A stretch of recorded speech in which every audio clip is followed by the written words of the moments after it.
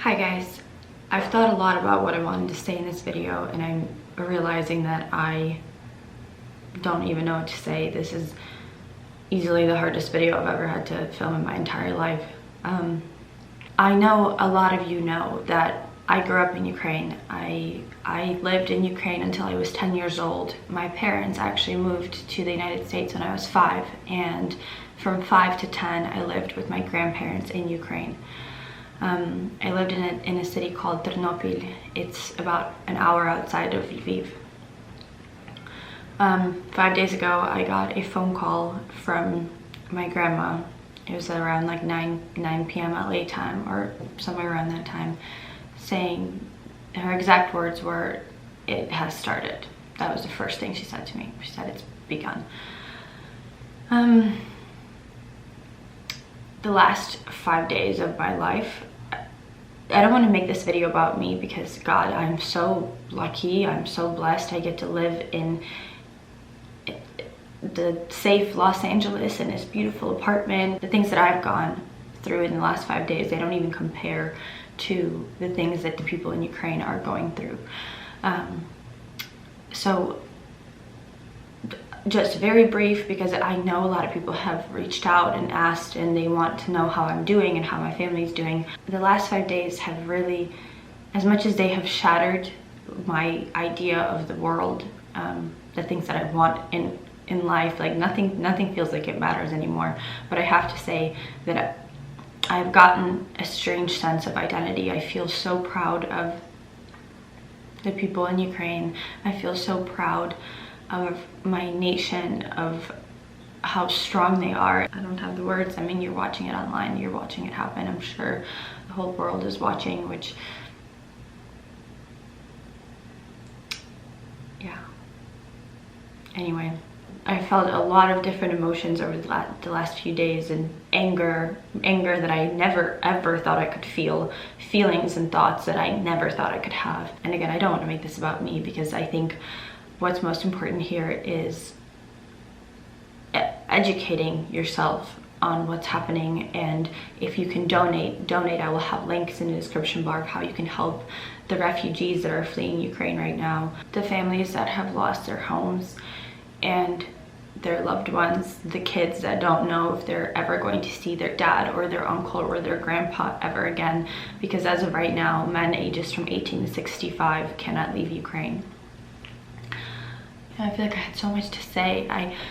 Like, these last few days have been so weird. I have never in my life just woken up and from the moment I wake up to the moment I close my eyes, I'm glued to my phone. I am refreshing the news. I'm reading horrific things that are happening, and these are things that are happening to my country, to my friends that I went to school with, that are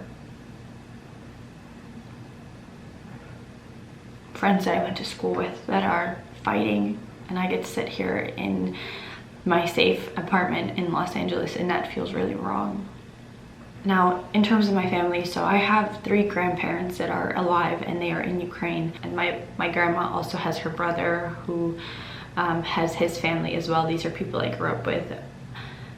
Right as I got the phone call, I remember screaming and begging them to get on the next train or bus or get in their car and drive to Poland or Romania or Bulgaria.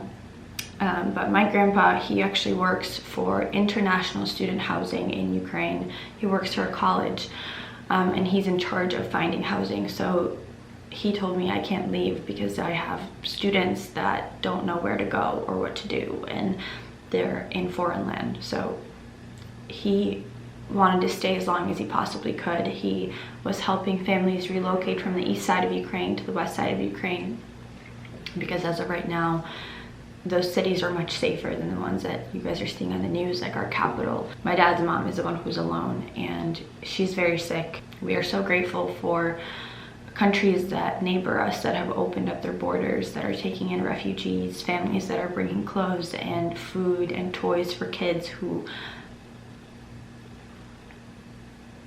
It's so hard to talk about.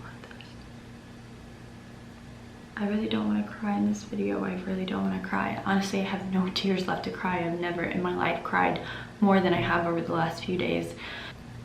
We are so grateful for our friends in Poland, in Romania, in Hungary, and everywhere else. I'm sorry that my brain is fried right now, but anyone who has opened up their homes to Ukrainian refugees, women and children, we're so thankful for that. But with that said, the situation at the border, the lines to get through are extremely long. People are standing in freezing temperatures. There are trains and buses going through, but the problem on those trains and buses is it's panic. People are scared. People are shoving each other and they're trying to get on, and the conditions are not good. It's winter time, so it's just not something that a lot of old people who are sick can even imagine doing. It's a very, very hard journey. People are walking for miles and miles and miles with kids. They're sleeping on the sides of the road. They're leaving their cars. Obviously, everyone's just trying to survive because they're in war, but nevertheless, my grandma on my dad's side, my dad's mom, she is in a countryside that is as far as she could go with her health, and we're just praying and hoping that the situation doesn't get as bad as it has gotten in cities. My other grandparents, my mom's parents, they are, like I said, they're helping people relocate. We are hoping to find them a way to Poland, hopefully sometime this week. And from Poland, we're hoping that they'll be able to fly to the United States. There's different possibilities that we're considering there. One of them is I might possibly go to Poland, and I wanted to say thank you because I've shared that on Instagram, and the amount of people from Poland that said, hey, I can pick you up, I can pick your grandparents up, I'll help you guys rent a car, we'll find you an apartment, or you can stay with us. I mean, my DMs are over flooding with people trying to help, and I've never in my life been so sad and so scared. It's somehow like hopeful.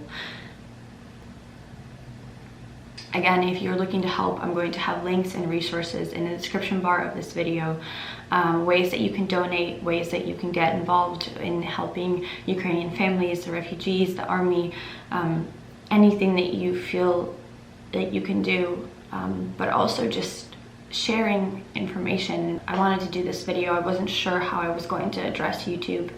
I also wanted to explain that I am going to continue working. I have quite a few videos that are actually pre-filmed, and some sponsors that I'm working with, and all those sponsors have reached out and offered to help. I wanted to let you guys know that for my mental health, I'm going to continue uploading on YouTube, because honestly, YouTube is the one platform where I love it. I love editing, I love filming. It's a way for me to be creative, and I feel like it's my only outlet right now to get my mind even a little bit off of it. And it's weird because the second I do that, I then start to feel guilty, but I'm trying to learn that the way that I can help my family is by being okay, and by being alert and taking care of myself mentally and physically. So I will continue giving you guys updates as well. I will continue having resources in all of my YouTube videos that are to come of how you can help.